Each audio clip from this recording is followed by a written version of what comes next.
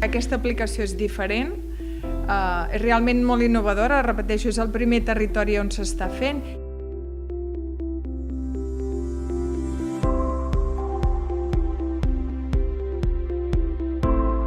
És a dir, que si és únic i per això el comprem, és a dir, si estarem finançant un sistema per ser els primers, però al cap d'un mes, diguem-ne que la ciutat del costat també podrà tenir el mateix. I nosaltres no som intervencionistes.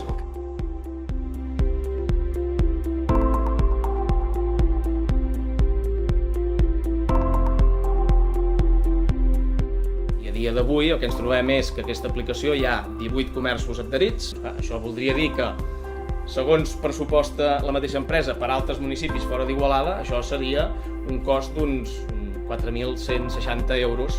Mentre que a Igualada, què ens trobem? Home, doncs que n'hem pagat 63.400 per desenvolupar tot això. Ens porta a reafirmar-nos amb la idea de que aquí el que l'Ajuntament ha fet és pagar la inversió inicial d'aquesta empresa, de que el que vulgueu, i podeu anar a comercialitzar el que vulgueu a un cost molt menor del que els igualadins han pagat per aquesta oportunitat que es deia única.